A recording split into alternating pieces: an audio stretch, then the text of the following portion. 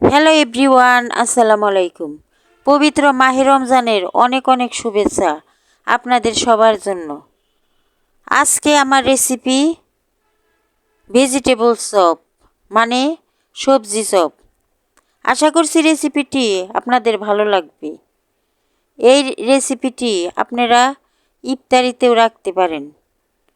যদি আমার রেসিপিটি আপনাদের ভালো লাগে তাহলে একটা লাইক দিয়ে সাবস্ক্রাইব করে আমার পাশে থাকবেন আরও নতুন নতুন ভিডিও পাওয়ার জন্য।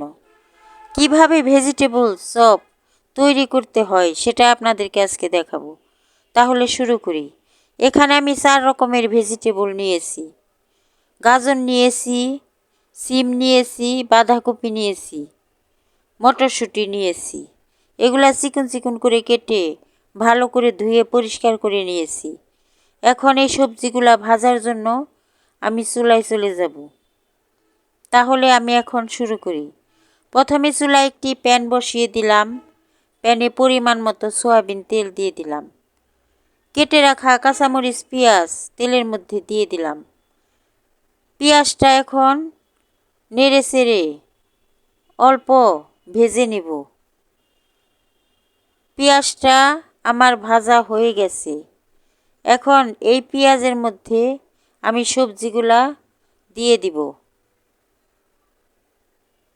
সবজিগুলা দেওয়ার পর আমি এর মধ্যে স্বাদ মতো লবণ দিয়ে দিব। আধা চামচের কম হলুদের গুঁড়া, অল্প একটু মরিচের গুঁড়া, আধা চামচ ধনিয়ার গুঁড়া দিয়ে দিলাম। 1 চামচ ভাজা জিরার গুঁড়াও দিয়ে দিলাম। এখন রাঁধুনি মশলা 1 প্যাকেট দিয়ে দিলাম। এখন নেড়েচেড়ে সবগুলা উপকরণ আমি মিশিয়ে নিব। নেড়েচেড়ে সবগুলা উপকরণই আমি এই সবজির সাথে মিশিয়ে নিলাম। এখন এর মধ্যে আধা চামচ গরম মশলার গুঁড়া দিয়ে দিলাম। 1 চামচ সয়া সস দিয়ে দিলাম।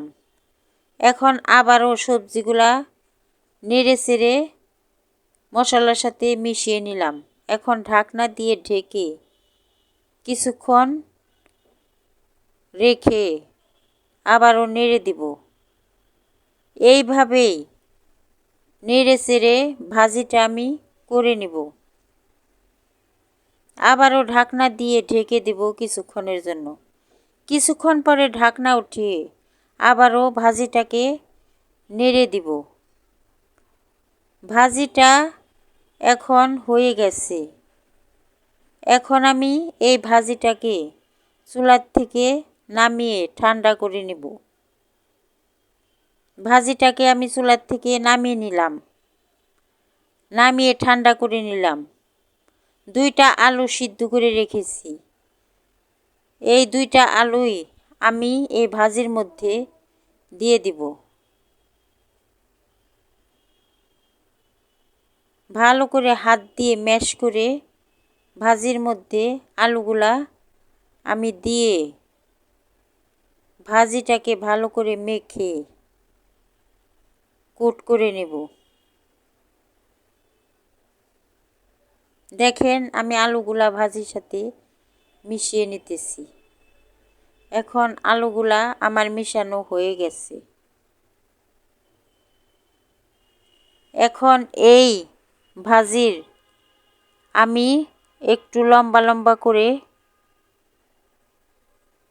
হাত দিয়ে চেপে চেপে চপ হিসাবে তৈরি করে নিব।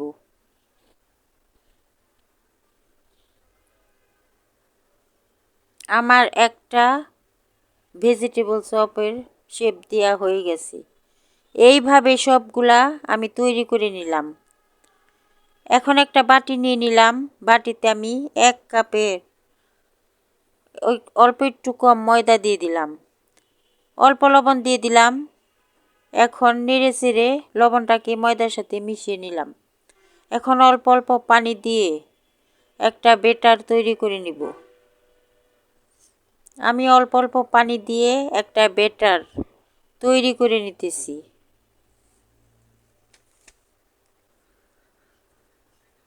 ভালো করে নেড়ে চেড়ে ব্যাটারটাকে তৈরি করতে হবে, যাতে দলা না থাকে। এখন আমার ব্যাটারটা তৈরি হয়ে গেছে। আরেক বাটিতে আমি ব্রেডক্রাম নিয়ে নিলাম। এখন সবজির যে চপটা তৈরি করে রেখেছি তা ময়দার ব্যাটারের মধ্যে দিয়ে ভালো করে মিশিয়ে এখন আমি ব্রেডক্রামে দিয়ে দিলাম। ব্রেডক্রামে দেওয়ার পর হাত দিয়ে ভালো করে ব্রেডক্রাম গড়িয়ে গড়িয়ে একটা কোট করে নেব।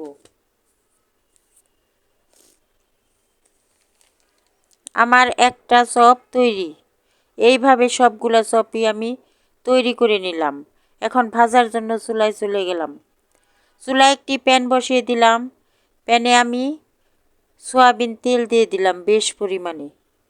এখন একটা একটা করে চপগুলা ভাজার জন্য আমি এই তেলের মধ্যে দিয়ে দিলাম। তেলের মধ্যে দেওয়ার পর এক পিঠ 2 মিনিট করে আমি ভেজে নিব। এক পিঠ হওয়ার পরে আমি সবগুলা উল্টিয়ে দিব। আমার এক পিঠ ভাজা হয়ে গেছে। আমি সবগুলা উল্টিয়ে দিতেছি। উল্টে দেওয়ার পর আরেক পিঠও আমি 2 মিনিট ভেজে নিব। সবগুলা উল্টানো হয়ে গেছে। এখন আরেক পিঠ ভাজা হলে আমি আবারও উল্টিয়ে আরেকটু ভেজে নিব। আমি সবগুলো আবার উল্টিয়ে দিতেছি। উল্টিয়ে দেওয়ার পর আবারও কিছুক্ষণ ভেজে আমি সবগুলা তেলের থেকে তুলে নিব। সবগুলা আমার ভাজা হয়ে গেছে। এখন আমি এই সবগুলা তেলের থেকে তুলে নিব। দেখেন সবগুলা ভাজা শেষ। এখন আমি তুলে নিতেছি।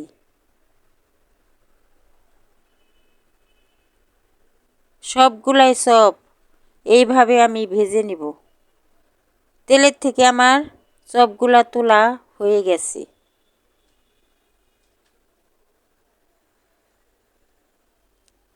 এখন আমি একটা বাটিতে সাজিয়ে নিলাম। কেমন হয়েছে আমার ভেজিটেবল চপ, মানে সবজি চপ? যদি আমার রেসিপিটি আপনাদের ভালো লাগে তাহলে একটা লাইক দিয়ে সাবস্ক্রাইব করে আমার পাশে থাকবেন আরও নতুন নতুন ভিডিও পাওয়ার জন্য। ধন্যবাদ সবাইকে।